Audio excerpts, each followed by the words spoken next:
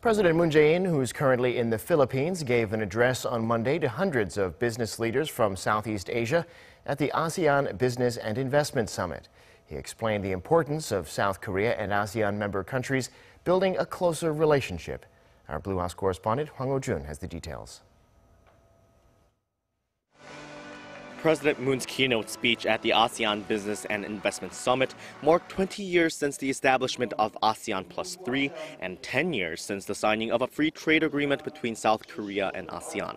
In his address, President Moon introduced the so-called Korea-ASEAN Future Community Doctrine.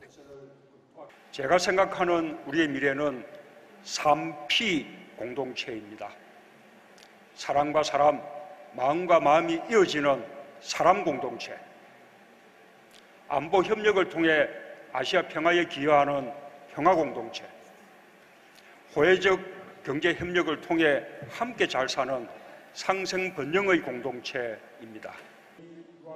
Moon said he will work to make relations more people-oriented and do more to increase multilateral human exchanges between Seoul and Southeast Asian countries, including more summit meetings, government-level meetings, also promoting exchanges between businesses and students. Those efforts will include re-examining Korea's visa system to make it easier for people from those countries to come to South Korea. President Moon also pledged to visit all 10 ASEAN member states during his time in office.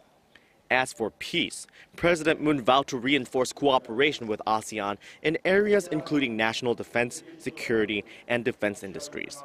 More specifically, President Moon outlined the importance of joint efforts to confront Pyongyang's nuclear and missile threats, terrorism and violent extremism, and cyber terror, and to cultivate a prosperous future relationship between Korea and ASEAN member countries. President Moon vowed to increase economic cooperation.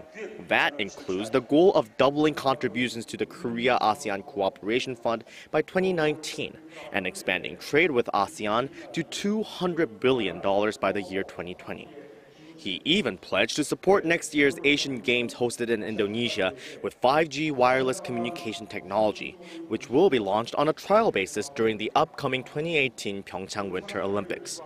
This isn't the first time that President Moon has mentioned the need to enhance Korea's relationship with Southeast Asia. His new southern policy seeks to elevate relations with the region to the level of those with Korea's four key neighbors, the US, China, Japan, and Russia. Its counterpart, the new northern policy, seeks to reinforce economic cooperation with Russia and other countries in Eurasia. President Moon has persistently argued that expanding Korea's diplomatic horizon is essential for establishing peace and prosperity in the region. Hwang Ho-jun, Arirang News.